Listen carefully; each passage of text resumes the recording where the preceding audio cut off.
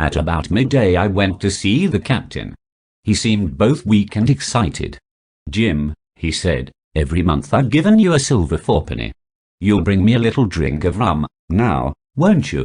"The doctor," I began. He started to swear and then said, "What does the doctor know about life at sea? I've lived on rum, I tell you. Your doctor said himself one glass wouldn't hurt me. I'll give you a golden guinea for some, Jim. I want what you owe my father." "That's all," I said.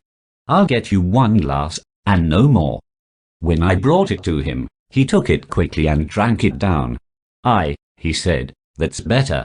How long do I have to lie here?" "A week, at least." I said. "I can't do that," he cried. But he was too weak to get up, and he lay back for a while in silence. "Jim," he said after a time, "it's my old sea chest they want.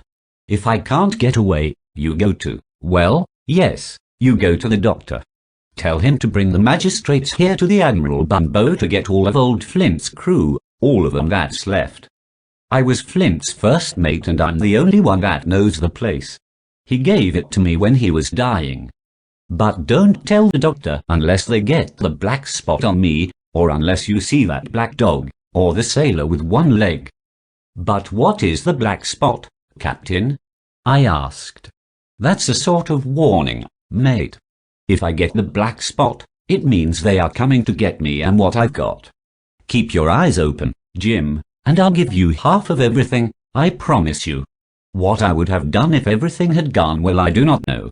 But my poor father died quite suddenly that evening. All of the neighbors came to visit and there was a lot to arrange, so I was too busy and upset to think of the captain. The following day the captain came downstairs, ate a little and got himself some rum. On the night before we buried my father he was as drunk as ever. He sat at the table with his sword ready in front of him, singing his ugly old sea songs. But he was still very weak, and seemed to be getting worse, not better. Several days later, on a cold, foggy afternoon, I was standing at the door full of sad thoughts about my father.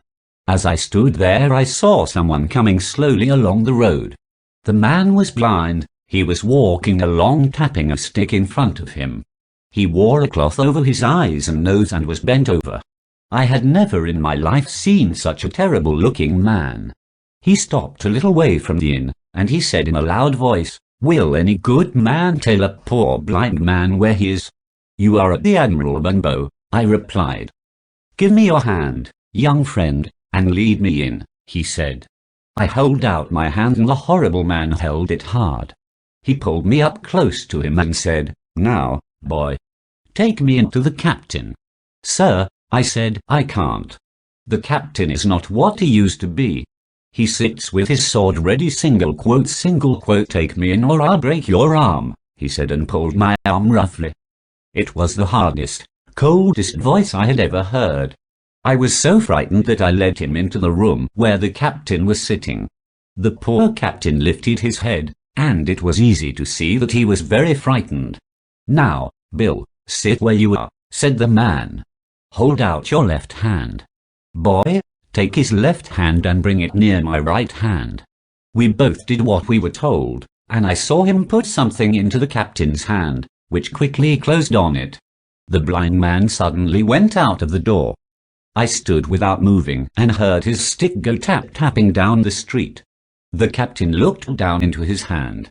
10 o'clock, he cried. "I've got 6 hours, he said and tried to stand up.